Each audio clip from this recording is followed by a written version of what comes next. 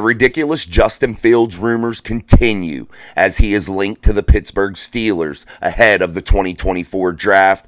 Also, what about Justin Watson, a Bridgeville native, a guy that has now 3 Super Bowl titles? Also, the Steelers gained the services of Jeremiah Moon from the Baltimore Ravens as they claim him post-Super Bowl off of waivers. Welcome back to Mic Drop Sports, everybody. I'm Jason. Let's talk about all this going on, and let's talk about the big one. The Justin Fields thing keeps heating up, guys. You know, if you've watched the channel, that I am not an advocate of this move, and I think it would be one of the worst moves the Pittsburgh Steelers could possibly make here in the 2024 offseason. It's making me absolutely sick to think that the Steelers are willing to give up draft capital, give up maybe money to just get the services of this guy for one season. Let's talk a little bit about Justin Fields as I have his profile brought up here to my right. Let's talk about Justin Fields a little bit. A guy that has 2,562 yards passing last season, that tied for 22nd in the league. A guy that threw 16 touchdown passes, that's 20th in the league, with 9 interceptions. 9 interceptions. And that was tied for 95th in the league. A QBR, guys, of 46.1. And this is the type of guy that the Pittsburgh Steelers are looking at getting. You already have one of those on your roster. You have Kenny Pickett, and he doesn't turn the ball over nearly as much. Justin Fields with his 38 fumbles as a Chicago Bear. Why in the world would the Pittsburgh Steelers be willing to give up heavy draft capital in this year's draft when they have so many holes, so many needs, to get the services of a guy that you already have on the roster, basically?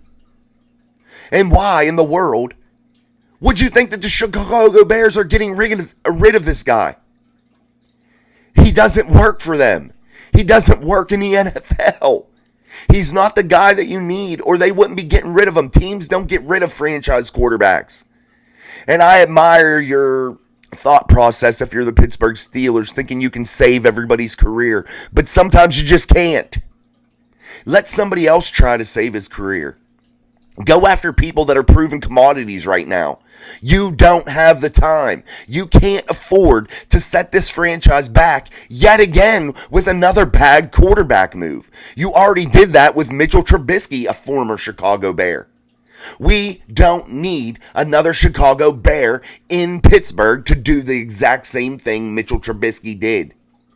And that was suck. I'm sorry, I just can't get on board with it. I know there are many guys out there in the media, in the Pittsburgh media, well, not many, but several, that say, hey, Justin Fields to the Pittsburgh Steelers is the right deal, is the right move. That gets you to win now. I don't think so. And if I'm wrong, I'm wrong. And I'd admit that. And if the Pittsburgh Steelers somehow grabbed Justin Fields, I would root for Justin Fields. Why? Because he's on the team that I support. And that's okay. You're allowed to do that. But Justin Fields is not that guy. He's just not. He is not the guy that the Pittsburgh Steelers need to spend a shit ton of draft capital on. He had 227 completions out of 370 attempts last season. Oh, yeah, in 2023, with a completion rate of 61.4%. That doesn't wow you guys. He has a losing record as a quarterback. A losing record. In fantasy football, he ranked 18th. He was rostered in 93% of rosters. People changed him out, a good bit according to these statistics. So people, there are fans that do enjoy watching Justin Fields and do think that he has some potential. And he probably does have some potential. But guys, he is not the answer for the city of Pittsburgh. He is not the answer moving forward. He is an unknown now. Well, we do know some things, that he sucked in Chicago. And now is he a product of what Chicago did? Poor coaching, poor roster, bad roster. Is he a product of that? Or is he one of the pieces that bring that roster down? Is he one of the pieces that bring that coaching staff down? Because let's face it, guys, if you're a coach in the NFL and you don't have a quarterback, unless you're the Pittsburgh Steelers coach, you're not going to be employed very long. You're not. You're just not. And I know Mike Tomlin is absolutely head over heels in love with Justin Fields. I get it, man. I get it. And now rumors are coming that the front office staff in Pittsburgh really loves Justin Fields. But if you're the Pittsburgh Steelers, why do you think you can save everybody's career if they don't do well other places? Why do you think that you're that team? You're the answer. Why would you be willing to take that chance anyway? When you have a roster that can win if you make the correct quarterback position or correct quarterback acquisition. Why? You're a couple pieces away from being competitive. I'm not saying you're a couple pieces away from winning a Super Bowl, but you're a couple pieces away from being a competitor. A team that may be able to get a win inside of the playoffs for once. A team that may not have to back its way in by having some luck and help from other teams to get into the playoffs. I'm sorry, guys. Justin Fields, 6'3", 228 pounds. His intangibles rip off the page like he would be some monster, like he would be some superstar, but he hasn't proven that in Chicago. And he hasn't given you that idea or he shouldn't have given you the idea in your head that he can do it. I'm just sick of entertaining the Justin Fields talk. So this will be the last time until it happens, at least for the Daily Show. Maybe on the lives we'll talk about it because other people will bring it up, and that's okay. I'll talk about whatever the fans want to talk about. I'm okay with that, and that's fine. Live shows are a little bit different, but this is going to probably be the last time you ever hear this on our daily upload. Because I am absolutely sick of it, because I think it is a horrible move. I think it would be very, very bad for the Pittsburgh Steelers, and I think it would set them back yet again because you already have that guy on the roster in Kenny Pickett, and I think lateral moves are absolutely ridiculous because you're hoping and you're guessing.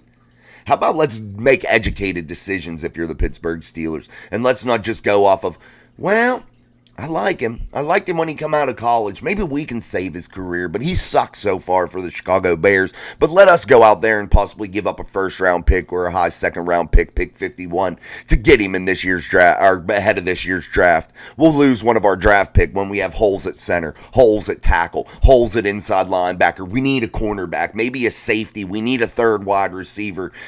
What else? You need a quarterback, because I'm not sure Kenny Pickett's the answer. Here we go. I just think you're giving up far too much, and the risk-reward analysis in my eyes doesn't jive.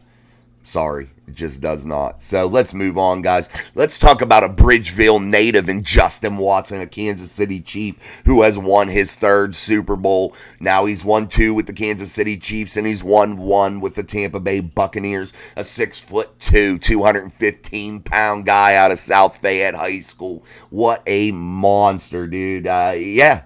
I'm very happy for him. This kid is awesome. 27 catches, 460 yards, 3 touchdowns, averaging about 17 yards a catch for the Kansas City Chiefs. So he was a contributor on this roster that won the Super Bowl.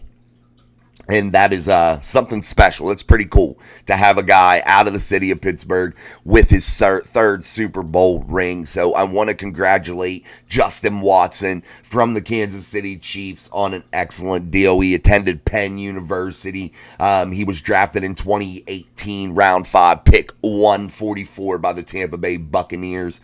He's 27 years old. So maybe through his rounds in the NFL, I'm sure he'll be a journeyman type guy that bounces around teams. Maybe you see him in the black and gold one day. You never know. Maybe he makes a return to his hometown team. Let's also talk about a guy that the Pittsburgh Steelers just acquired post-NFL, or post-Super Bowl, off of waivers from the Baltimore Ravens, and that is Jeremiah Moon, a guy that had 6 solo tackles, 2 forced fumbles in 2023, appeared in 8 games. 6'5", 250-pound linebacker. This was his first season out of the University of Florida, and I think he does have some upside. He now joins guys like TJ Watt, Alex Highsmith, and one Nick Herbig. Marcus Golden will be entering free agency, so this is another addition, a depth piece. Jeremiah Moon that does have some upside, a guy that could do some big things if given the right opportunity and if able to develop correctly. And the Pittsburgh Steelers Steelers seem to be able to develop pass rushers pretty well, and he's going to learn under the greatest pass rusher in the entire NFL, and that is great TJ Watt and Alex Highsmith, and also a young, exciting Nick Herbig, a guy that he'll probably be teamed up with a lot if he makes the roster in 2024, a guy that they would come in and spell the starters a little bit and have that speed of Nick Herbig, and that may complement a guy like Jeremiah Moon pretty well. Jeremiah Moon, yeah, I really, really like him as a pickup off of waivers. Again, he played in 8 games played. He's appeared in 12. He just only played in 8. And I think you just haven't seen enough from him. So we'll see how that goes and see what happens down the road for Jeremiah Moon. But I think it was a quality pickup off of waivers for the Pittsburgh Steelers, who immediately put that waiver paper in to get the services once the Baltimore Ravens cut Jeremiah Moon, or released him rather, to make way for Mark Andrews ahead of his playoff appearance for the Baltimore Ravens, his return to the lineup after a horrific injury earlier in the year, I believe, against the Buffalo Bills or the Bengals, one of the two. I think it might have been the Bengals, so we'll see. But yeah, Jeremiah Moon is now a Pittsburgh Steeler and adds a little depth to that outside linebacker room and that pass rush, that pass rush team that the Pittsburgh Steelers have assembled. And we'll see what happens with Marcus Golden, how much money he'll take to acquire. And hopefully if they do get Marcus Golden back off of free agency and you add a young guy like Jeremiah Moon to have that 5 guys, I think that would be a solid group, a solid room, a guy in Jeremiah Moon that maybe you could stash on the practice squad or something like that. I'm just saying hypothetically. I don't know what their plans are what their plans are with him. Maybe their plans are to let Marcus Golden go explore other places because they're not prepared to offer him any type of money to stay. So we'll see how that all pans out. But the Pittsburgh Steelers, again, making moves, again, being linked to the Justin Fields saga that's going on with the Chicago Bears. And also, we talked about Justin Watson in his 3rd Super Bowl championship, which is a bright spot for the Pittsburgh area. And it's young youth talent coming up that you know that you could get it done. And you see Justin Watson as a guy, an example that you could have big things in the NFL if you work hard. So that's a pretty cool story for the area and for the Steeler fan base and the fan base of the NFL. It's just cool to see a hometown guy that played high school, around the area succeed in the way he has and gaining 3 Super Bowl championships. I'm just floored by it, guys. I just keep thinking about it like, damn. What a lucky guy, man. And I'm sure he's put a lot of work in to get to that level. So congratulations again to Justin Watson, a guy with 3 Super Bowl championships. And welcome to Jeremiah Moon. And hopefully we won't have to give a welcome to Justin Fields because the Steelers shouldn't grab him because I think it might be one of the worst mistakes in franchise history. All right, guys, I'm Jason. This is Mike Drop Sports. Until next time, like, subscribe, share, all that fun stuff. And don't forget our live show tonight. I'll give you the time here in the community section. I believe it will be 6 p.m. because I have basketball practice for my youth team at 7. So we will do probably get on at 6 p.m. Eastern Standard Time tonight, and we will run till about 6:45, and then I will take off to go to my basketball practice at 7. So tonight's live show might not be as long. So we'll see. Maybe about 5:45, 6 o'clock. Look for us live here on Mike Drop Sports, and maybe Sean can join us. We'll see. I'm not sure of his schedule because I have to bump it up a little bit earlier, so I'll speak with him ahead of the live show and see what we got popping off. But don't forget, if you'd like to contribute to the show, we have our Cash App tag out there. Don't forget, you can also do super thanks, super chats, whatever those are, and help support what we do here at the channel. And also, the best way to support us is by liking the videos and sharing the videos, commenting, and also viewing the videos. That's probably the best way to support us. And we appreciate you guys, and we appreciate you guys so much. And I wanted to also say before we get off here, I just remembered it. I want to welcome Nova Racer to the Mic Drop family. Scoops, what's up, Scoops? I want to welcome him to the Mic Drop family because now he is part of the group here with Sean and I. He's now a moderator in our chat for our live shows. We're probably going to look for one more moderator here in the near future. We'll see how that goes, but I want to welcome Scoops Nova Racer to the Mic Drop family, and I wanted to say thank you for being a moderator in our live chats, and I appreciate all you do. And maybe one day we'll get to have him on or something. We'll see how it goes. So thank you again to Scoops and Nova Racer. Appreciate you, bro. All right, guys. And until next time, I'm Jason. This is Mic Drop Sports. Peace.